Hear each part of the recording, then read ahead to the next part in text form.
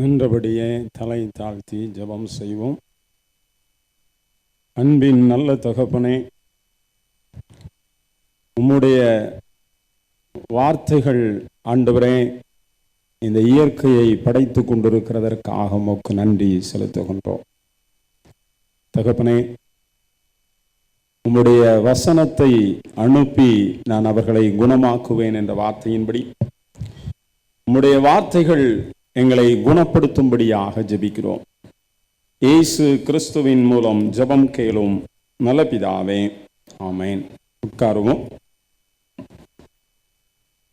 கிறிஸ்துவுக்குள் அன்பானவர்களே, இந்த நாளிலும் இந்த இடத்துல நின்று ஆண்டவருடைய வார்த்தையை பகிர்ந்து கொள்ளவும், தேவைகளுக்காக உங்களிடத்திலே காணிக்கையை சேகரிக்கவும் ஆண்டவர் கொடுத்த வாய்ப்புக்காக நான் ஆண்டவருக்கு நன்றி செலுத்துகிறேன்.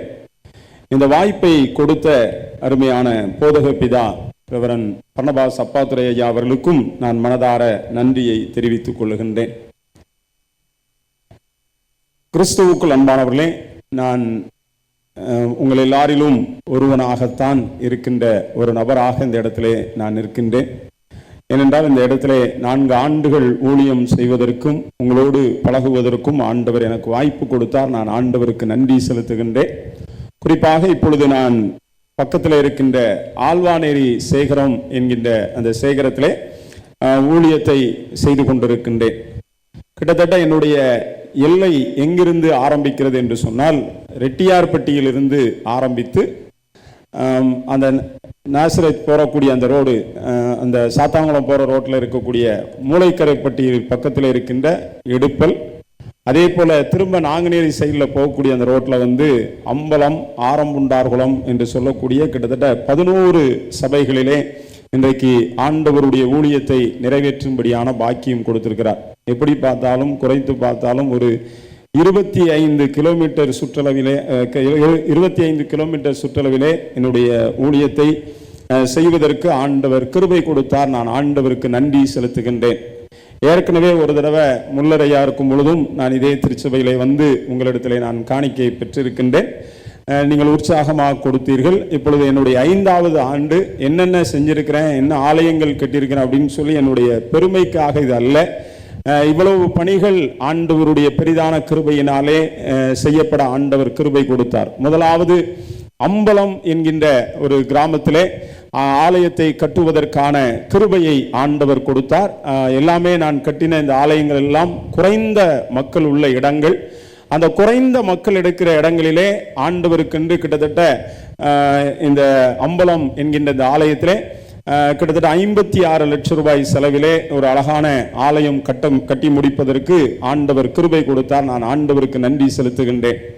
அடுத்தபடியாக பனையங்குளம் என்று சொல்லக்கூடிய ஒரு கிராமம், அங்கே மிஞ்சி போனால் ஒரு 12 குடும்பங்கள் தான் இருந்தார்கள். அந்த இடத்திலே இருந்த ஆலயத்தை அகற்றிவிட்டு ஒரு ஆலயம், கோபுரம், இன்னுமாக காம்பவுண்ட் சுவர், இதெல்லாம் எப்படி இருக்கும் அப்படின்னா, ஒரு கிராமத்துக்கு நடுவில் அந்த ஆலயம் இருந்த ஒரு இடம். ஒருவேளை மக்கள் இதாக இருக்க ஊழியர்களுடைய கவனக்குறைவினாலே அந்த இடம் போனதுக்கு அப்புறம் திரும்ப மீண்டுமாக அந்த இடத்திலே ஒரு ஆலயம் கட்டுவதற்கு கிட்டத்தட்ட 65 லட்சம் ரூபாய் செலவிலே அந்த பணி நிறைவு பெற்றது.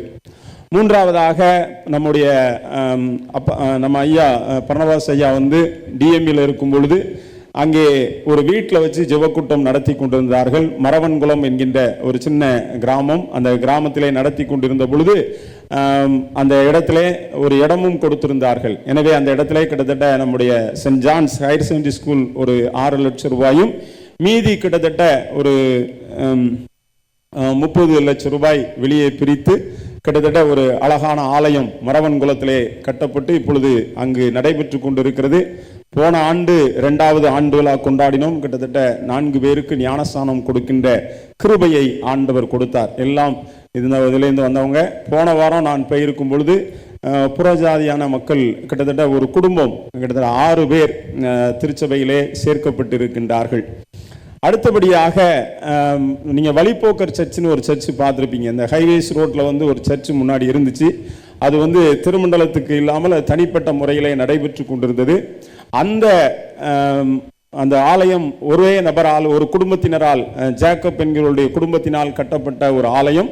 எனவே அந்த ஆலயத்தை பெற்றுக்கொள்வதற்காக கிட்டத்தட்ட 1.5 ஆண்டு காலம் அவர்களோடு நான் தொடர்பு கொண்டு, அவங்க இத்தனை குடும்பங்கள் வேண்டும் என்று சொன்ன பொழுது கிட்டத்தட்ட ஒரு 15 குடும்பங்களை அவங்களுக்கென்று, அந்த திருச்சபைக்கென்று ஆயத்தப்படுத்தி கொடுத்து, அந்த வழிப்போக்கர் ஆலயமானது நம்முடைய திருமண்டலத்திற்கென்று பதிவு செய்யப்பட்டு இப்போ அங்கேயும் ஒரு ஆராதனை நடைபெற்று கொண்டிருக்கிறது. அடுத்தது நீங்க பாத்தீங்க அப்படின்னு சொன்னீங்கன்னா, அம்பலத்தை தாண்டி இருக்கக்கூடிய ஒரு கிராமம் ஆரம்புண்டார்குளம் என்கின்ற ஒரு சின்ன கிராமம். அங்கேயும் கிட்டத்தட்ட 25 குடும்பங்கள் இருப்பார்கள். அந்த இடத்திலும் கிட்டத்தட்ட ஒரு 70 லட்சம் ரூபாய் செலவிலே ஒரு அழகான ஆலயம் கட்டுவதற்கான கிருபையை ஆண்டவர் கொடுத்தார். நான் ஆண்டவருக்கு நன்றி செலுத்துகின்றேன். கிட்டத்தட்ட கிராம சபைகள் எல்லாம் என்னுடைய இடம் பெருசு அப்படிங்கிறதுனால நான் அலைய வேண்டிய தூரம் நிறைய இருந்தாலும் அந்தந்த ஆலயத்தை உருவாக்குவதற்கு அல்லது அந்த ஆலயத்தை புதுப்பிப்பதற்கு ஆண்டவர் ஞானம் கொடுத்தார், கிருபை கொடுத்தார். எனவே மிக சிறப்பாக செய்வதற்கான கிருபை கொடுத்து கொண்டிருக்கிறார். இப்பொழுது நான் வந்திருக்கிறது ஒரு 2 ஆலயங்கள் இப்பொழுது கட்டப்பட்டு கொண்டிருக்கிறது. ஒன்று இடுப்பல் என்கின்ற ஒரு கிராமம். அந்த கிராமத்தில் 4 குடும்பம் தான் இருக்குது. அந்த 4 குடும்பங்களுக்காக கிட்டத்தட்ட ஒரு 16 லட்சம் ரூபாய் செலவிலே ஒரு ஆலயம் கட்டி கொண்டிருக்கின்றோம். அதோடு சேர்த்து கோபுரமும் கட்டி கொண்டிருக்கின்றோம். இன்னும் தளம் போட வேண்டிய பணிகள் அங்கே இருக்கிறது. இன்னும் சுற்றி பூச வேண்டிய இருக்கிறது. ஒருவேளை ஆண்டவருக்கு சித்தமானால் இந்த ஜூன் மாதத்திலே அது கட்டி முடிக்கப்பட இருக்கின்றது. அதற்கும் சென்ட் ஜான்ஸ் ஹையர் செகண்டரி ஸ்கூல்ல இருந்து கிட்டத்தட்ட 7 லட்சம் ரூபாய் அவர்கள் கொடுத்திருக்கின்றார்கள். அங்கு இருக்கின்ற பணிபுரிகின்ற ஆசிரியர்கள் அவர்கள் மூலமாக அதை பெற்று மீதி தொகை பிரிக்கப்பட்டு, ஏன்னா இவ்வளவு ஆலயம் கட்டும்போது இந்த தர்மம் எடுக்கிறது ரொம்ப கஷ்டமான ஒரு சூழல். அதனால தான் சில நேரம் மனசுலலாம் கொஞ்சம் அழுத்தங்களும் இருக்கும். ஆனால் அதையும் செய்து முடிப்பதற்கு ஆண்டவர் பலன் கொடுத்திருக்கிறார். இன்றைக்கு நான் உங்களோடு கூட நிற்பதற்கு காரணம், புதுப்பாண்டியாபுரம் அல்லது மல்லக்குளம் என்று சொல்லக்கூடிய ஒரு பகுதி, கொங்கந்தாம்பாறைக்கு பக்கத்திலே மல்லக்குளம் என்று சொல்லக்கூடியதான ஒரு கிராமம். இந்த கிராமத்திற்கு கிறிஸ்தவ பெயர் புதுப்பாண்டியாபுரம். ஆனால் நம்முடைய அரசு ரெக்கார்டிலே அது மல்லக்குளம் என்று சொல்லப்பட்டிருக்கிறது. கிட்டத்தட்ட இந்த இடத்துல நீங்க பாத்தீங்க அப்படின்னு சொல்லி பாத்தீங்கன்னா, ஒரு நிராகரிக்கப்பட்ட ஒரு கிராமம் என்று சொல்லி இந்த கிராமத்தை பற்றி சொல்ல முடியும். ஏனென்றால் கிட்டத்தட்ட 1848ஆம் ஆண்டிலே முழு கிராமமும் ஆண்டவரை ஏற்றுக்கொள்கிறது. எப்படி ஏற்றுக்கொள்கிறார்கள் என்று சொன்னால், எல்லாரும் புற மதத்தினர். அப்போ அவங்க ஒரு நாள் முடிவு பண்றாங்க, எந்த ஆண்டவரும் எந்த கடவுளும் நமக்கு உதவி செய்யவில்லை, நாம் ஏன் கிறிஸ்தவத்திற்கு போகக்கூடாது என்று சொல்லி முடிவெடுத்தார்கள். அதற்கான காரணம் என்ன என்றால், அவருடைய பிள்ளைகளை பக்கத்தில் இருக்கின்ற ஆழ்வானேரி கிராமத்திலே கட்டி கொடுத்தபடியினாலே, அங்கு ஆழ்வானேரி கிராமத்திலே கட்டி கொடுத்த பிள்ளைகள் நன்றாக இருக்கிறதினாலே, வசதியாக மாற்றப்பட்டதினாலே நாமும் கிறிஸ்தவத்தை தழுவ வேண்டும் என்று சொல்லி ஒட்டுமொத்த கிராமமும் ஆண்டவரை ஏற்றுக்கொள்கின்றது. அப்படி ஏற்றுக்கொள்கின்ற பொழுது நியூமன், அப்போ ரெவரண்ட் நியூமன் என்பவர் குருவானவராக பாலங்குட்டையில் இருக்கின்றார். அவரிடத்துல அவங்க சொல்றாங்க, ஐயா ஒரு 20 பேர் சொல்றாங்க, நாங்க கிறிஸ்தவத்திற்கு வருகிறோம் அப்படின்னு. அவர் சொல்றாரு, உங்களை எப்படி நான் நம்ப முடியும் அப்படின்னு சொல்லிட்டு அவர் என்ன செய்றார் அப்படின்னா, தன்னுடைய சபார்டினேட் ஒருத்தரை அவர் அனுப்பி வைக்கின்றார்.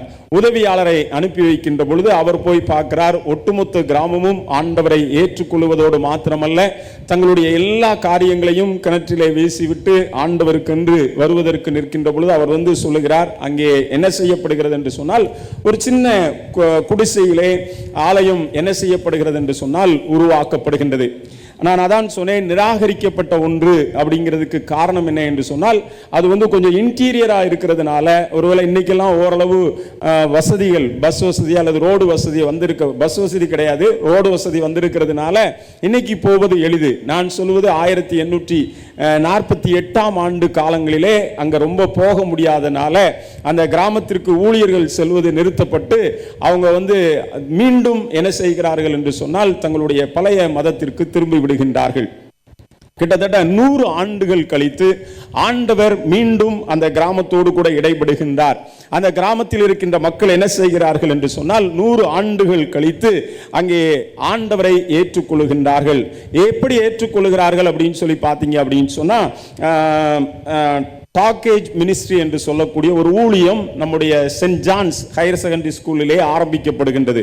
அதாவது மாணவர்களும் ஆசிரியர்களும் சேர்ந்து சிட்டியை தாண்டி பக்கத்தில் இருக்கிற கிராமங்களுக்கு சென்று வாரத்திற்கு ஒரு நாள் சென்று ஆண்டவருடைய ஊழியத்தை செய்து கொண்டிருக்கின்ற ஒரு ஊழியம் டாக்கேஜ் மினிஸ்ட்ரி என்று சொல்லக்கூடிய ஒரு ஊழியம் நடைபெற்று கொண்டிருக்கிறது.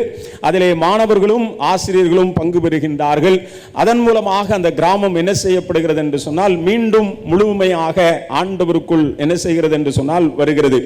அப்படி வரும்பொழுது அவங்க என்ன செய்யறாங்க அப்படின்னு சொல்லி பார்த்தீங்கன்னா இங்க வந்து சொல்லுகின்றார்கள். சொல்லும் பொழுது அப்போ வந்து இந்திய மிஷினரி சங்கத்தினுடைய பொன்விழா ஆண்டிலே கிட்டத்தட்ட 33 பேர் என்ன செய்கிறார்கள் என்று சொன்னால் ஞானஸ்தானம் எடுத்து அங்கே அந்த ஆலயம் ஓட்டுக்கூரையாக அது வடிவமைக்கப்பட்டு அந்த ஆலயம் நடைபெற்று கொண்டிருக்கிறது. ஒருவேளை கடந்த ஆண்டு வரைக்கும் அது இதிலே நடந்து கொண்டிருக்கிறது அல்லது இன்றைக்கும் இதிலே நடந்து கொண்டிருக்கிறது என்று சொன்னால் ஓட்டுப்பறை என்கின்ற அந்த சாதாரண ஒன்றிலே தான் நடந்து கொண்டிருக்கிறது. நான் எப்பொழுதுமே சொல்லுவேன், ஆலயத்தை கட்டுங்க அப்படின்னு சொல்லும்போது அவங்க சொல்லுவாங்க, ஐயா ஒரு 20-25 குடும்பம் தான் ஐயா, அதங்களாலாம் ஒண்ணுமே பண்ண முடியாது அப்படின்னு சொல்லுவாங்க. நான் திரும்ப திரும்ப சொல்லுவேன், ஆலயம் நன்றாக இருந்தால் தான் நம்முடைய வீடு அல்லது நம்முடைய வாழ்க்கை என்ன செய்யும் என்றால் உயரும். எனவே ஆலயத்தை கட்ட வேண்டும் என்று சொன்ன பொழுது இப்பொழுது பக்கத்திலே ஒரு இடம் ஏற்கனவே அங்க வந்து அந்த டாக்கேஜ் மினிஸ்ட்ரி செய்ததுனால கிட்டத்தட்ட 1 ஏக்கர் இடம் பக்கத்தில் இருக்குது. அந்த இடத்துல வந்து இப்பொழுது ஒரு ஆலயம் கட்டப்பட்டு கொண்டிருக்கின்றது. கட்டப்பட்டு கொண்டிருப்பதோடு மாத்திரமல்ல, இப்போ ரூஃப் போடக்கூடிய ஒரு நிலைக்கு நாங்கள் வந்திருக்கிறோம். சீக்கிரமா ரூஃப் போட்டாச்சு அப்படின்னு சொன்னா ஒருவேளை இந்த ஆண்டிற்குள் அந்த ஊழியமும் நிறைவு பெற்றுவிடும் என்று சொல்லி நான் ஆண்டவருக்குள் நம்புகிறேன். எனவே ஒரு பெரிய கடினமான ஒரு பணிதான். ஏனென்றால் என்னுடைய கிட்ட நான் சொன்னேன் 11 சபை இருக்கு அப்படின்னு சொன்னா எல்லா சபையுமே 20, 60, 80 அல்லது 100 தாண்டி எனக்கு எந்த சபையும் கிடையாது. 100 அப்படிங்கிறது வந்து ரெட்டியார்பட்டி வேணா இப்போ 80 தான் இருக்கு. கொங்கந்தாம்பாறை வேணா ஒரு 100 குடும்பம் இருக்கும். என்னுடைய ஆழ்வானேரி மிஞ்சி போனா 60 குடும்பங்கள் இருக்கும். சிஎம்எஸ் தான் அங்கே பெருசு. எனவே இப்படிப்பட்ட இடத்திலே இந்த ஊழியத்தை ஒருவேளை ஒரு கடினமான ஒன்றை செய்வதற்கான பலன் ஆண்டவர் கொடுத்திருக்கின்றார். எனவே உங்களுடைய உதவியை நாடி வந்து நிற்கின்றேன். எனவே நீங்கள் தயவு செய்து உங்கள் வீட்டு பிள்ளையாக நினைத்து இந்த ஊழியத்திற்கு உதவி செய்யும்படி உங்களை நான் அன்போடு கேட்டுக்கொள்கின்றேன். இன்றைய நாளிலும் நாம் சிந்திக்கும்படியாக நமக்கு கொடுக்கப்பட்டிருக்கிற தலைப்பு என்ன அப்படின்னு சொல்லி பார்த்தீங்கன்னா, இயற்கையில் ஒலிக்கும் இறைவனின் குரல். அதாவது creation speak listening to God's voice in nature என்று சொல்லி ஆண்டவருடைய சத்தத்தை நாம் புரிந்து கொள்ள வேண்டும் என்று சொல்லி ஆண்டவர் அழைக்கின்றார். இந்த இயற்கை அப்படின்னு சொன்னாலே எல்லாருக்கும் தெரியும். எனக்கு இந்த பிரசங்கம் அந்த இயற்கையை பற்றி பேசணும் அப்படின்னோடனே என்னுடைய சிந்தனையிலே ஒன்று வரும். என்ன வரும் அப்படின்னு சொல்லி பார்த்தீங்கன்னா, நான் நேசரேத் கதீட்ரல் ஆலயத்தில் உதவி குருவானவராக இருந்தேன். அப்பவும் இந்த ஜூன் மாதம் வருகின்ற பொழுது 2வது வாரம் பொதுவாக இயற்கை அந்த பற்றி பேசக்கூடிய ஒரு இதாக வரும். அப்போ செமினரில் வந்து நிறைய படித்திருந்தோம். இந்த பிளாஸ்டிக் பயன்படுத்துறது, இன்னுமாக உரங்கள் பயன்படுத்துவது, இப்படி நிறைய காரியங்களை கற்றுக் கொடுத்திருந்தார்கள். உடனே நான் வந்து ஒரு பிரசங்கத்தை வந்து ரொம்ப அழகா கிட்டத்தட்ட ஒரு 40 நிமிடம், ஏன்னா நேசரத் வந்து ஒரு கதீட்ரல் ஒரு பெரிய பேராலயம், அங்க வந்து பிரசங்கத்துக்கான வாய்ப்பே ரொம்ப அரிதாக கிடைக்கும். மாசத்துக்கு ஒரு பிரசங்கம் தான் பண்ண முடியும், ஆரம்ப காலம் என்கிறபடினாலே நான் ரொம்ப அழகாக பிரசங்கம் செய்துவிட்டு நான் கீழே இறங்கி வந்தேன். முடிஞ்ச உடனே தாரங்கதாரா கெமிக்கல் என்று சொல்லக்கூடிய அந்த ஆர்மோனியர்ல இருக்கு, அங்க வேலை பார்க்குற ஒரு ஜிஎம் என்கிட்ட வந்தாரு. ஐயா ஒரு நல்ல ஒரு சயின்ஸ் கிளாஸ் நடத்துனீங்க அப்படின்னு சொல்லி என்கிட்ட சொல்லிட்டு என்ன செஞ்சுட்டாரு, போயிட்டார். எனக்கு வந்து அப்படியே என்னுடைய ஆரம்ப நாட்களிலே இயற்கையை பற்றி நம்ம என்ன பேசணும் அப்படின்னா, இயற்கை வந்து இன்னைக்கு எல்லா இடத்திலும் பேசப்பட்டாச்சு. இன்னைக்கு எல்லாருக்கும் என்ன செய்யும் தெரியும், எல்லாருக்கும் தெரியும். தெரியாத ஒரு நபரே கிடையாது. இன்னும் புரிஞ்சுக்கிடணும் அப்படின்னு சொன்னா, வெயில் போன வருஷத்தை விட இந்த வருஷம் என்ன செஞ்சுட்டு தான் இருக்கு, கூடிட்டு தான் இருக்கு. ஆனாலும் நம்ம என்ன செய்ய, நம்ம செயல் எதையுமே நம்ம என்ன செய்யல, குறைச்சிருக்கோமா? குறைக்கல. அந்த செயல் இன்னும் என்ன செஞ்சுட்டு தான் இருக்கு. அதனால இந்த பிரசங்கம் பண்ணி என்ன கிடையாது, பிரயோஜனமே கிடையாது அப்படிங்கிற ஒரு நிர்பந்தமான ஒரு நிலையிலே தான் இந்த பிரசங்கத்தை நான் என்னுடைய சிந்தனையிலே கொண்டு வந்தேன். அதாவது நீங்க பாத்தீங்க அப்படின்னு சொன்னா, இயற்கை நிறைய கற்றுத்தருகிறது. நீங்க இயற்கையை பாத்தீங்க அப்படின்னு சொல்லி பாத்தீங்கன்னா, காகத்தை பத்தி ஆண்டவர் இன்னைக்கு வசனமே என்னென்ன, காகத்தை என்ன செய்து பாருங்கள், கவனித்து பாருங்கள் அப்படின்னாரு. நம்ம இந்த காகத்தை கவனிக்க சொன்னதுக்கு நம்ம ஒரு கதை காகத்துக்கு எழுதிட்டோம். காகம் பார்த்தீங்கன்னா நல்லா ஒற்றுமையா வாழும். தனக்குன்னு ஒரு உணவு கிடைச்சா எல்லாரையும் கூப்பிட்டு விட்டு என்ன செய்யும்? வாழும். ஆனா நமக்குள்ள வந்த சிந்தனை எப்படி வந்துச்சு அப்படின்னு சொன்னா, இந்த காகம் வந்து ஒரு களவாணி காக்கா. காகம் என்ன காக்கா? களவாணி காக்கா. சின்ன வயசுலேயே நம்ம பிள்ளைக்கு நம்ம சொல்லி கொடுத்துருவோம். என்ன சொல்லி கொடுப்போம் அப்படின்னா, ஒரு பாட்டி வடை சுட்டுட்டு இருந்தாங்க. அந்த வடையை எது களவாண்டு போயிட்டு? காக்கா களவாண்டுட்டு போயிட்டு. சரி, காக்கா தூக்கிட்டு போயிட்டு என்ன செஞ்சது அப்படின்னு சொன்னீங்கன்னா, மேலே மரத்தில் நின்றுச்சு. கடைசியில் பார்த்தீங்கன்னா காக்கா என்ன செஞ்சிருச்சு அப்படின்னா, நரி ஏமாத்தி என்ன செஞ்சிருச்சு? நம்ம இன்னைக்கு எப்படி இருக்கிறோம் அப்படின்னா, இதே மாதிரி தான் இயற்கையை களவாண்டு கொண்டு மனிதர்களை ஏமாற்றி கொண்டு நாம் என்ன செய்து கொண்டிருக்கிறோம் என்றால், உண்மையை இழந்து நிற்கின்றோம். அதுக்கு ஒரு வசனத்தை நான் தேடி பார்த்தேன். என்னுடைய சிந்தனையில் அகப்பட்ட ஒரு வசனம் என்ன என்றால், யோனாவினுடைய புஸ்தகம் நீங்க 4ஆம் அதிகாரத்தில் நீங்க பார்த்தீங்கன்னா, யோனாவினுடைய புஸ்தகம் 4ஆம் அதிகாரம் 7ஆம் வசனத்தில் பார்த்தீங்க அப்படின்னா, தேவன் ஒரு பூச்சியை கட்டளையிட்டார். தேவன் ஒரு பூச்சியை கட்டளையிட்டார். நீங்க பாத்தீங்க அப்படின்னு சொன்னா, ஒரு சின்ன சிந்தனை என்ன செய்து விட்டதென்றால், முழு உலகத்தையும் அல்லது முழு இயற்கையையும் என்ன செய்து கொண்டிருக்கின்றது? அழித்துக் கொண்டிருக்கின்றது. நீங்க அதாவது படிக்கின்ற மாணவர்கள் ஒரு ஒட்டகத்தை வந்து ஆராய்ச்சி பண்ணி கொண்டிருந்தார்களாம். அப்படி அந்த ஒட்டகத்தை ஆராய்ச்சி பண்ணுகின்ற பொழுது அந்த ஒட்டகத்தை பற்றி சொன்னாங்க, அது கழுத்து ரொம்ப பெருசா இருக்குது, அன்னப்பறவை மாதிரி அதனுடைய கழுத்து பெருசா இருக்குது அப்படின்னு சொன்னாங்களாம். ரெண்டாவது சொன்னாங்களாம், அவங்க அதனுடைய பாதத்தை ரிசர்ச் பண்ணிட்டு சொன்னாங்களாம், இது வந்து பாலைவனத்தில் எவ்வளவு மண் இருந்தாலும் அந்த மண்ணில் நடப்பதற்கு அந்த பாதம் எப்படி இருக்கிறது என்று சொன்னால், அது வழி இல்லாமல் எவ்வளவு தூரம்னாலும் நடக்கக்கூடிய ஒன்றை அது பெற்றிருக்கிறது அப்படின்னு சொன்னாங்களாம். அடுத்தது பார்த்தீங்க அப்படின்னு சொன்னால், அதனுடைய ஏன்னா பாலைவனத்தில் போச்சு அப்படின்னு சொன்னால் காத்தடிச்சா தூசி அந்த மணல் பறந்து கண்ணில் விழுந்து கொண்டே இருக்கும். இப்போ நம்ம ஆடி மாதம் சாதாரணமாக பைக்கில் போனாலே கண்ணை கசக்கிட்டு தான் போக வேண்டியது இருக்கும், கண்ணாடி போட்டு நம்ம போவோம். அப்போ இந்த குதிரையை ரிசர்ச் பண்ணவங்க சொன்னாங்களாம், அந்த கண்ணு வந்து அதுக்கு ஆண்டவர் எப்படி படைச்சிருந்தாராம், கண் மூடி இருந்தாலும் நடப்பதற்கான என்ன இருக்குமா? அது பார்வை இருந்துதான்.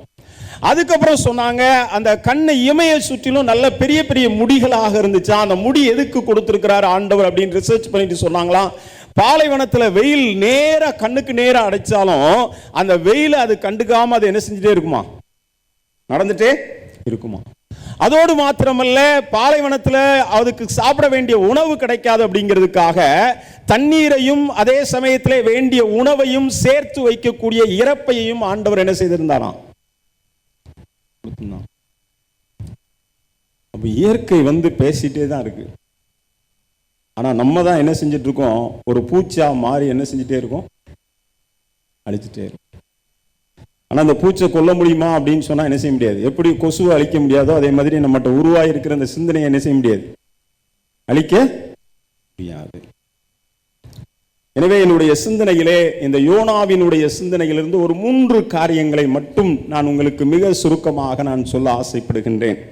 என்னுடைய சிந்தனையிலே ஒரு சின்ன பூச்சி, அதாவது சின்ன சிந்தனை. இன்னைக்கு நம்ம எல்லாருடைய சிந்தனையும் எப்படிப்பட்ட சிந்தனை என்றால், நமக்கு வந்து ஒரே ஒரு ஆசை தான் உண்டு. என்ன ஆசை அப்படின்னா, பேராசை தான் உண்டு.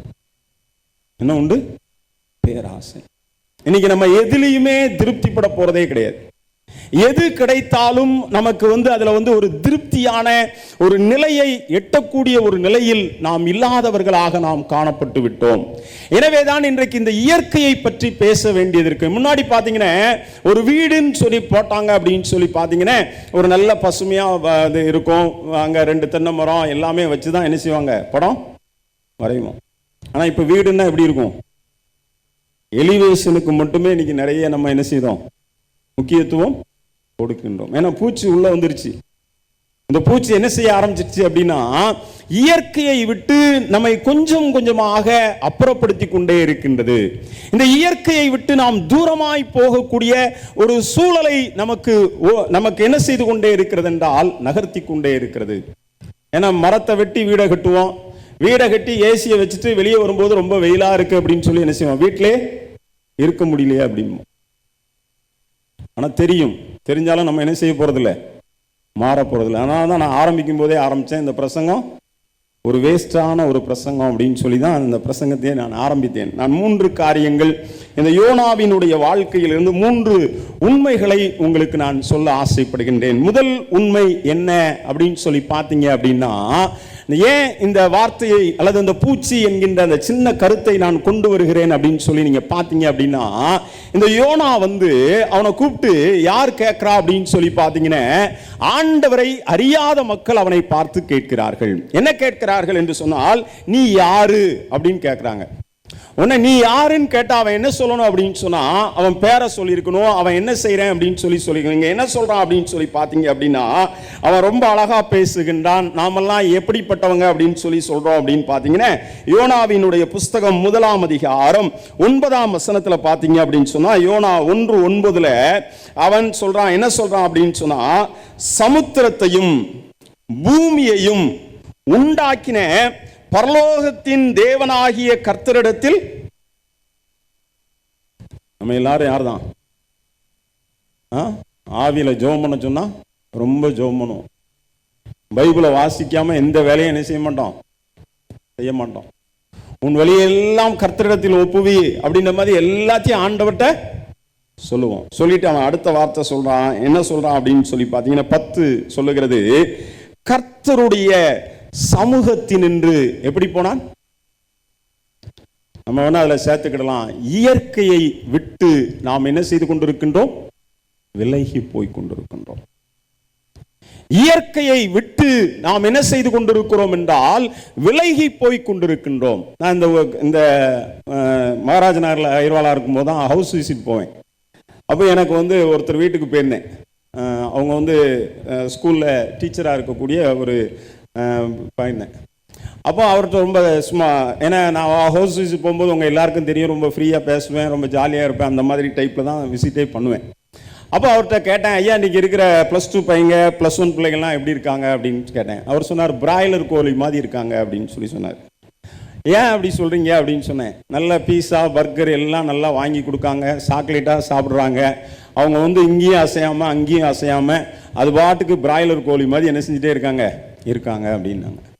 ஏன் சொல்றேன் அப்படின்னு சொல்லி பார்த்தீங்கன்னா, நம்ம இன்னைக்கு எதை விட்டு விலகி விட்டோம் என்றால் இயற்கையை விட்டு விலகி விட்டோம். அல்லது ஆண்டவர் நாம் எப்படி ஆண்டவர் பண்படுத்துங்கள் பாதுகாத்துக் கொள்ளுங்கள் என்று சொன்ன அந்த வார்த்தையை விட்டு நாம் என்ன செய்ய ஆரம்பித்து விட்டோம் என்றால் விலகி விட்டோம். விலகினதனுடைய விளைவு என்ன அப்படின்னு சொல்லி பார்த்தீங்க அப்படின்னு சொன்னா, சொல்லப்படுகிறது யோனாவினுடைய புஸ்தகம் முதல் அதிகாரம் 13ஆம் வசனத்தினுடைய கடைசியில பார்த்தீங்கன்னா, சமுத்திரம் வெகு மும்முரமாய் கொந்தளித்து கொண்டே இருந்தபடியால் அவர்களால் என்ன செய்யாமல் போயிடுச்சு. இப்ப நீங்க பாத்தீங்கன்னா மே மாசமே சொல்லிட்டாங்க, இந்த ஆண்டு சென்னையில் ரொம்ப மழை இருக்கும். சில எப்படி இருக்கணும் பாத்தீங்களா, பார்க்கலையா? எது நடந்தா எங்களுக்கு என்ன அப்படின்னு நம்ம பாட்டுக்கு வந்தோமா போனோமா அப்படின்னு மே மாதம் வரும் பொழுதே அறிவிப்பு சொல்லிட்டான். பவர் கட் இல்லை, இந்த தண்ணி, இந்த மழை தண்ணி இந்த தடவை அதிகமாக பெய்யும். ஏனென்றால் பனிப்பாறைகள் உருகி கொண்டிருக்கிறதினால் சமுத்திரத்தினுடைய அளவு அதிகரித்து கொண்டிருக்கின்றது. இந்த வெப்ப சலனம் ஏற்படுகின்றபடியினாலே இந்த கேரளா மலையை விட அந்த அடுத்த வடமேற்கு பருவமழை நமக்கு வருகின்ற பொழுது அதனுடைய நிலை எப்படி மாறும் என்று சொல்லுகிறார் என்று சொன்னால், அங்க தண்ணி அதிகமாக பெருகும். அதனால அதுக்கு முன்னேற்பாடாக இருந்துக்கிடுங்க அப்படின்னு சொல்றாரு. இயற்கை பேசுகிறது. நம்மெல்லாம் இப்போ எப்படி நினைக்கிறோம்னா, இயற்கை அப்படி துளிர்த்த உடனே சே எவ்வளோ அழகா இருக்கு, அழகா சுற்றுலாவுக்கு ஒரு இடத்துக்கு போன உடனே ஆண்டவர் எவ்வளோ அழகா படைச்சிருக்காரு, இப்படி நல்லதை மட்டும்தான் பார்த்துட்டு இருக்கோம். இப்போ உலகம் எதை பேச ஆரம்பிச்சிச்சு அப்படின்னா, உங்களுக்கு டேஞ்சர் லைட்டை என்ன செஞ்சுட்டு இருக்கு. உன் வாழ்க்கையில ஒரு பூச்சி இருக்கு, இந்த பூச்சி அரித்து கொண்டிருக்கின்றது. இந்த பூச்சி எதை நோக்கி அரித்து கொண்டிருக்குது அப்படின்னா, நீ பாதையை விட்டு விலக விலக சமுத்திரம் என்ன செய்து கொண்டிருக்கும், கொந்தளித்துக் கொண்டிருக்கும். இயற்கை தன்னுடைய செயலை என்ன செய்ய ஆரம்பிக்கும் என்றால் காட்ட ஆரம்பிக்கும் என்று சொல்லி அங்கே நாம் பார்க்கிறதை பார்க்கின்றோம். கிறிஸ்துவுக்குள் என கண்பானவர்களே, நம்முடைய வாழ்க்கையில் நாம் புரிந்து கொள்ள வேண்டிய இடம் இதுதான். எல்லாருடைய வாழ்க்கைக்குள்ளும் அந்த பூச்சி வந்துருச்சு. நம்மை ஆண்டவரை விட்டு விலக விலக அல்லது இயற்கையை விட்டு விலக விலக இயற்கை என்ன செய்யும் என்று சொன்னால் நம்முடைய வாழ்க்கையை அது சமுத்திரம் கொந்தளிப்பது போல அது பிரச்சனை. இன்னைக்கு அதனால தான் பார்த்தீங்க அப்படின்னு சொன்னால் 40 வயசு ஆகும்போதே சுகர் என்ன செஞ்சிருது. இன்னைக்கு மாத்திரை போடாமல் 35 வயசுக்கு மேலே என்ன செய்ய முடியாது, வாழ முடியாது. எது வரைக்கும் மாத்திரை போடணும் அப்படின்னா சாக போகிற கடைசி நிமிஷமும் மாத்திரை போட்டு தான் என்ன செய்யணும். சமுத்திரம் கொந்தளித்து கொண்டிருக்கின்றது. இயற்கை தன்னுடைய சீற்றத்தை அது என்ன செய்து கொண்டிருக்கிறது என்றால் அதிகமாக்கி கொண்டே இருக்கின்றது. ஆனால் நாம் என்ன செய்து கொண்டிருக்கிறோம் என்று சொன்னால் இயற்கைக்குள் ஆண்டவருக்குள் வருவதற்கு பதிலாக இயற்கையை விட்டு நாம் வெளியேறி கொண்டிருக்கிறோம் என்பதை நாம் உணர்ந்து கொள்வதற்கு நாம் அழைக்கப்பட்டிருக்கின்றோம். இரண்டாவது நீங்க பாத்தீங்க அப்படின்னு சொன்னா ஆண்டவர் என்ன செய்யறாரு அப்படின்னு சொல்லி பாத்தீங்கன்னா, இயற்கையை விட்டு விலகும் பொழுது இயற்கை எவ்வளவு சீற்றம் எடுத்தாலும் அல்லது இயற்கை எவ்வளவு அது தன்னுடைய காரியத்தை செய்து கொண்டிருந்தாலும் ஆண்டவர் என்ன செய்கிறார் அப்படின்னு சொல்லி நீங்க பாத்தீங்கன்னா 17ஆம் வசனத்துல பார்க்கின்றோம். யோனா 1ஆம் அதிகாரம் 17ஆம் வசனத்துல பார்க்கிறோம். யோனாவை விழுங்கும்படி ஒரு பெரிய மீனை கர்த்தர் என்ன செய்திருந்தார். இந்த உலகம் எப்படி போயிட்டு இருந்தாலும் நம்ம வாழ்க்கை என்ன செஞ்சிடும், வாழ்ந்து என்ன செஞ்சிருவோம், முடிச்சிருவோம். அடுத்த தலைமுறையை பற்றி நமக்கு என்ன கிடையாது, கவலை கிடையாது. நம்ம சொல்லுவோம் ஆண்டவர் என்னைய என்ன செஞ்சிட்டாரு, ஒரு பெரிய மீனை வச்சு என்ன செஞ்சிட்டாரு, காப்பாத்திட்டாரு. ஆனால் அடுத்த வசனத்தில் நீங்க சொல்றாரு, அந்த காப்பாற்றப்பட்ட மீனுக்குள்ள போய் உட்கார்ந்துருக்கிறோம் பார்த்தீங்களா, அதுக்கு நம்மெல்லாம் காப்பாற்றப்பட்டாச்சு அப்படின்னு நினைக்கிறோம். பைபிள் அங்கே சொல்றது என்ன சொல்லுது அப்படின்னு சொல்லி பார்த்தீங்கன்னா 2ஆம் அதிகாரம் 2ஆம் வசனத்தில் சொல்றாரு, என் நெருக்கத்திலே. நெருக்கம்னா எப்படிப்பட்ட நெருக்கம்? வெயில் அதிகமாகுது, மழை பெஞ்சா அதிகமாக பெய்கிறது. நம்முடைய வாழ்க்கையிலே இயற்கை நம்முடைய விவசாயத்தினுடைய காரியங்களிலும் சரி அல்லது இயற்கையினுடைய சீற்றத்தை நீங்க பாத்தீங்க அப்படின்னு சொன்னா நம்மெல்லாம் ஆண்டவரை பார்த்து இப்போ மே மாசமே என்ன செய்ய ஆரம்பிக்கிறோம் அப்படின்னா மழை நல்லா பெய்யட்டும்னு என்ன செய்ய ஆரம்பிக்க வேண்டியது இருக்கு.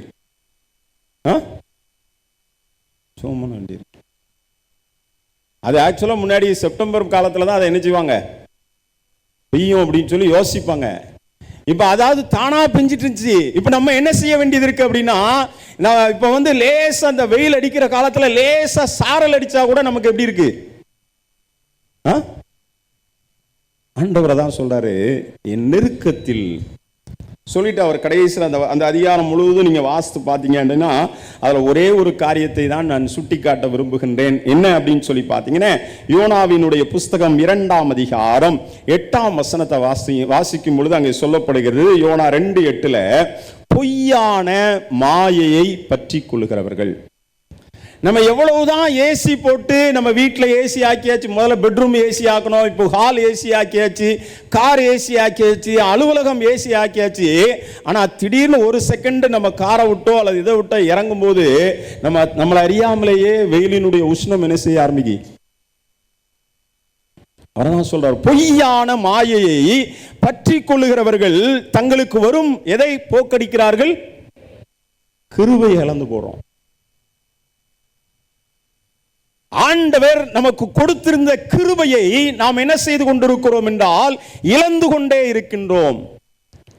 இயற்கையை விட்டு நீங்களும் நானும் விலகும் பொழுது நம்முடைய வாழ்க்கையிலே எதை அனுபவிக்கிறோம் என்றால் கிருபையை இழந்து நிற்கின்றோம். இந்த கிருபையை நீங்க நல்லா புரிஞ்சுக்கிடணும் அப்படின்னா, ஏசா யாக்கோபு சம்பவத்தை நீங்க வச்சுக்கிட்டீங்க அப்படின்னு சொன்னா, ஏசாவை பத்தி பின்னாடி சொல்றாரு, எபிரேயர்ல சொல்லும்போது சொல்றாரு, அவன் கண்ணீர் விட்டு தேடியும் கடைசியில் என்ன செய்யாமல் போனான். எப்பொழுது இயற்கையை விட்டு நீங்களும் நானும் விலகி கொண்டிருக்கிறோமோ மீன் வயிற்றுல நல்லா சேஃபா தான் இருப்போம். ஆனா அந்த நெருக்கம் நம்முடைய வாழ்க்கையில எதை தரும் அப்படின்னு சொன்னா, கிருபையை இழந்துரு. ஐயோ, பொய்யான மாயையை விரும்பி யோனா எழுதும் போது எழுதுகிறார். அதுவரைக்கும் அவர் சொல்றார், உம்முடைய ஆலயத்தை நோக்கி கூப்பிடுவேன், உம்முடைய ஆலயத்திலிருந்து எனக்கு பதில் வரும் என்று சொல்லுகின்ற அந்த யோனா சொல்றான், ஐயோ பொய்யான மாயையை விரும்பி இதை நான் கெடுத்துட்டேனே, கிருபையை இழந்து விட்டேனே என்று சொல்லி நிற்கின்றார். கிறிஸ்துவுக்குள் என அன்பானவர்களே, முதலாவது ஒரு சின்ன பூச்சி தான். அந்த சின்ன பூச்சி ஆண்டவருடைய வெடியை விட்டு விலகும் பொழுது சமுத்திரம் கொந்தளிக்க ஆரம்பித்தது. இயற்கை இப்போ இயற்கை நமக்கு எதிராக என்ன செய்து கொண்டே இருக்கின்றது? செயல்பட்டு கொண்டே இருக்கின்றது. இரண்டாவது, நாம் கிருபையை இழந்து கொண்டே இருக்கின்றோம். நம்ம ஆனா ஜெபம் பண்ணும்போது மேகம், அந்த மேக ஸ்தம்பம் மேலிருந்து பாதை காட்டுதுன்னு, ஆனா பாட்டு என்ன செஞ்சுட்டு தான் இருப்போம், படிச்சுட்டு தான் இருப்போம். கிருபையை இழந்து நிற்கின்றோம். கிறிஸ்துவுக்குள் என அன்பானவர்களே, இயற்கையை விட்டு நீங்கள் விலகினால் இயற்கை என்ன பேசுது? இயற்கை இறைவனின் குரல் என்று சொல்லும் பொழுது இயற்கை எதை பேசுகிறது என்று சொன்னால், ஐயா நீ கிருபை இழந்துட்டு இருக்கிற, ஆண்டவர் நமக்கு தகுதியாக கொடுத்த அந்த கிருபையை இழந்து கொண்டிருக்கின்றோம். அதனாலதான் ஆண்டவர் சொல்றாரு, என்ன சொல்றாரு அப்படின்னு சொல்லி நீங்க பாத்தீங்க அப்படின்னு சொன்னா, நீங்க யோனாவினுடைய புஸ்தகம் 4ஆம் அதிகாரத்துல நீங்க பாத்தீங்க அப்படின்னு சொன்னா, ஆண்டவர் சொல்றாரு, என்ன சொல்றாரு அப்படின்னு சொன்னா, அவர் சொல்லப்படுகின்ற அந்த வசனத்தை பாத்தீங்க அப்படின்னா 10ஆம் வசனத்துல சொல்றாரு, என்ன சொல்றாரு அப்படின்னா, யோனா 4:10, நீ பிரயாசப்படாததும். இயற்கை இப்படி இருக்கணும் நம்ம யாரும் டிசைன் பண்ணல. பர்வதம் இருக்கணும், கடல் இருக்கணும், மலையும் மலை சார்ந்த இடமும் இருக்கணும், கடலும் கடல் சார்ந்த இடமும் இருக்கணும் அப்படின்னு சொல்லி நீங்களோ நானோ டிசைன் பண்ணல. நாம் அதை உருவாக்கவில்லை. அப்படி நமக்கு ஒரு கற்பனையும் கிடையாது. ஆனால் ஆண்டவர் அதான் சொல்றாரு, நீ பிரயாசப்படாததும் நீ வளர்க்காததும் ஒரு ராத்திரியிலே முளைத்து ஒரு ராத்திரியிலே முளைந்து அழிந்து போகின்ற காரியம். கிறிஸ்துவுக்குள் என அன்பானவர்களே, எத்தனையோ ஆண்டுகள், ஆயிரக்கணக்கான ஆண்டுகள் ஓடிவிட்டது. மிஞ்சி மிஞ்சி போனா நம்மெல்லாம் ரொம்ப படிச்சதுக்கு அப்புறம், கல்வி அறிவு ரொம்ப பெருத்து, நம்மெல்லாம் ஒரு பெரிய அறிவாளி அப்படின்னு சொல்லி நம்ம சொல்லிக் கொண்டிருக்கின்ற இந்த 20ஆம் நூற்றாண்டில் தான் நாம் என்ன செய்து கொண்டிருக்கிறோம் என்றால், அழிந்து கொண்டே இருக்கின்றோம்.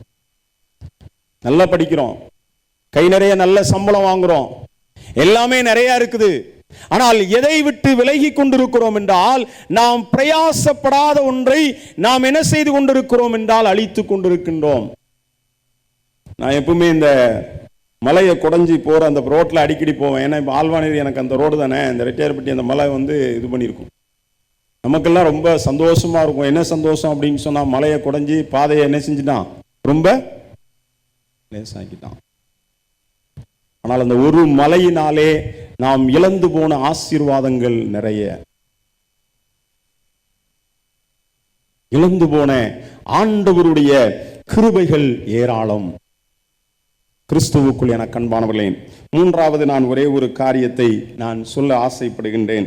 என்ன அப்படின்னு சொல்லி நீங்க பாத்தீங்கன்னா, அதே யோனாவினுடைய புஸ்தகம் 4ஆம் அதிகாரம், யோனாவினுடைய புஸ்தகம் 4ஆம் அதிகாரம் 8ஆம் வசனத்தில் பார்க்கிறோம். தேவன் உஷ்ணமான கீழ்காற்றை என்ன செய்தார்? கட்டளையிட்டார். வெயில் ஏன் ஏறிட்டு இருக்குங்கிறது காரணம் புரிஞ்சிருச்சா? வெயில் ஏன் ஏறிட்டு இருக்கு அப்படிங்கிறதுக்கு காரணம் வேற ஒண்ணும் இல்லை. அவர் கீழ்காற்றை என்ன செய்தார்? கட்டளையிட்டார். அங்க சொல்லு பாத்தீங்கன்னா, அப்பொழுது வெயில் யோனாவினுடைய தலையின் மேல் படுகிறதினால் அவன் என்ன செஞ்சிட்டான்? இப்ப நம்ம காலையில வேலைக்கு போனா சந்தோஷமா போயிடுவோம்.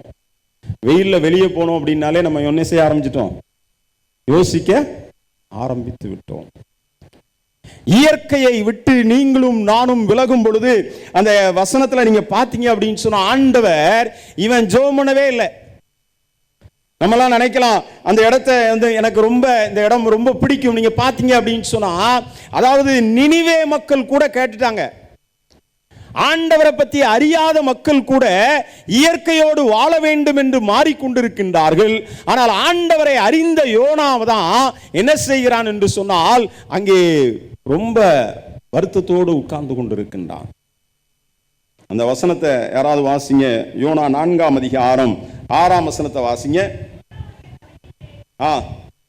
நிழல் உண்டாகவும் இயற்கை பேச ஆரம்பிக்கிறார். ஆண்டவர் இயற்கையின் மூலமாக பேச ஆரம்பிக்கின்றார். இவனுக்கு ஒரு பெரிய கவலை இருக்குது. என்ன கவலை இருக்குது அப்படின்னு சொன்னா, ஐயோ நினிவே மக்களை அழிக்கலையே. எப்பவுமே நம்மளுடைய காசு, நம்மளுடைய சம்பாத்தியம்லாம் என்ன அப்படின்னு சொல்லி நீங்க பாத்தீங்க அப்படின்னா, இந்த லேகியோனை வந்து ஆண்டவர் சுகப்படுத்துவார். இந்த மார்க் 5ஆம் அதிகாரத்தில் நீங்க பாத்தீங்க அப்படின்னா, லேகியோனை வந்து ஆண்டவர் ரொம்ப அழகா சுகப்படுத்துவாரு. சுகப்படுத்தின உடனே அந்த ஊர் மக்கள் எல்லாரும் என்ன செய்வாங்க அப்படின்னு சொல்லி பாத்தீங்கன்னா, மார்க்குவினுடைய புஸ்தகம் 5ஆம் அதிகாரத்தில் பாத்தீங்க அப்படின்னு சொன்னா, மார்க் 5:17 சொல்றாரு. என்ன சொல்ற, ஜனங்கள் வந்து சொல்றாங்க, அப்பொழுது ஜனங்கள் என்ன சொல்றாங்க, தங்கள் எல்லையை விட்டு போகும்படி அவரை என்ன செய்து கொண்டார்கள். 200 பன்னி பொருளாதாரம் பெருசா, ஒரு மனுஷன் பெருசானா எதான் பெருசு? எதான் பெருசு?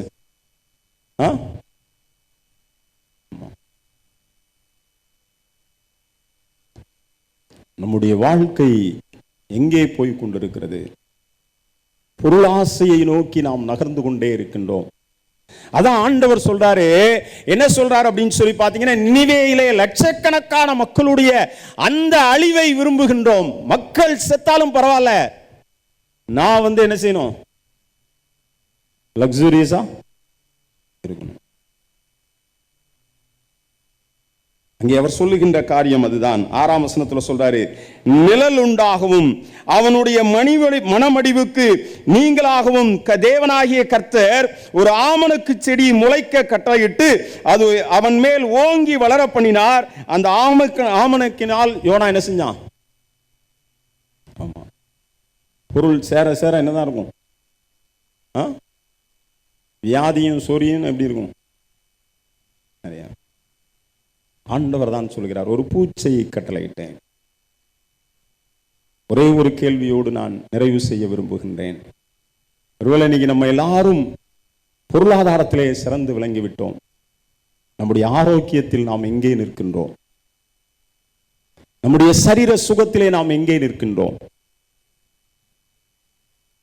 நாம் எல்லாரும் ஜீவனுள்ள ஒரு ஆண்டவரை ஆராதித்துக் கொண்டிருக்கின்றோம்.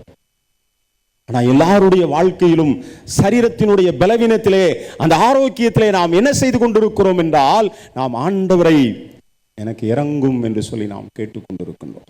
கிறிஸ்துவுக்குள் எனக்கு அன்பானவர்களே, ஒரு சின்ன பூச்சி, சின்ன சிந்தனை. நான் அதான் ஆரம்பிக்கும் போதே ஆரம்பித்தேன். காக்காவை ஆண்டவர் கவனிச்சு பாருன்னாரு. அதை களவாணி காக்காவாகவும் அதை ஏமாந்து போகின்ற ஒன்றாகவும் நாம் சித்தரித்து ஆண்டவருடைய வழியை விட்டு விலகிவிட்டோம். ஒரு யோனா எப்படி வழியை விட்டு விலகினதினால் சமுத்திரம் கொந்தளித்துக் கொண்டிருக்கின்றது, இயற்கை பேசிக் கொண்டிருக்கின்றது. இரண்டாவது, பொய்யான மாயையை நம்பி நாம் நெருக்கத்திலே இருந்து ஆண்டவரை நோக்கி கூப்பிடுகின்றவர்களாக நாம் மாறிவிட்டோம். மூன்றாவதாக, நம்முடைய வாழ்க்கையிலே வெயில் நம்மேல் படும் பொழுது ஆண்டவர் சொல்கிறார், பொருள் பெருசா மனிதன் பெருசா என்றால், இன்றைக்கு உலகம் எதை நோக்கி நகர்ந்து கொண்டிருக்கிறது என்றால் பொருளை நோக்கி தான் நகர்ந்து கொண்டே இருக்கிறதே ஒழிய மனிதனுடைய கஷ்டத்தையோ எதையும். ஏன்னா நீங்க இப்போ வந்து, நான் அடிக்கடி சொல்லுவேன், இப்பெல்லாம் வேலை பார்க்கறது ரொம்ப ரொம்ப கஷ்டம். இத்தனை மணிக்கு அங்க பிரஸ் பண்ணல அப்படின்னு சொன்னா உங்களுக்கு என்ன கிடையாது, கிடையாது. டென்ஷன் ஜாஸ்தி, பிரஷர் ஜாஸ்தி. ஒரே வார்த்தை தான் சொல்லுவார் முதலாளி, இஷ்டம் இருந்தா வா, இஷ்டம் இல்லைன்னா போயிட்டு. கிறிஸ்துவுக்குள் எனக்கு அன்பானவர்களே, இயற்கை பேசி கொண்டிருக்கிறது. ஒரு சின்ன பூச்சி முழு வாழ்வையும் அழித்து கொண்டிருக்கு. அதனாலதான் ஆண்டவர் சொல்றாரு, என்ன சொல்றாரு அப்படின்னு சொல்லி அந்த ஒரு வசனத்தோடு நான் முடிக்கின்றேன். ஆண்டவர் என்ன சொல்லாது அப்படின்னு சொல்லி பார்த்தீங்க அப்படின்னா, கடைசியில் அவர் சொல்றாரு, 11ஆம் வசனத்துல சொல்றாரு, வலது கைக்கும் இடது கைக்கும் வித்தியாசம் அறியாத லட்சக்கணக்கான 1,20,000 பேருக்கு அதிகமான மனுஷரும் அநேக மிருக ஜீவன்களும் இருக்கிற மகா நகரமாகிய நினிவேக்காக நான் பரிதவித்துக் கொண்டிருக்கின்றார். ஒருவேளை இன்னைக்கு ஆண்டவர் இயற்கையை நாம் அழிக்கும் பொழுது நாம பெருசா இருக்கலாம், ஆண்டவர் பரிதாபத்தோடு நிற்கின்றார். நம்ம யோசிப்போம். ஆண்டவர் தாமே இந்த வார்த்தைகளை ஆசீர்வதிப்பாராக. ஆமென்.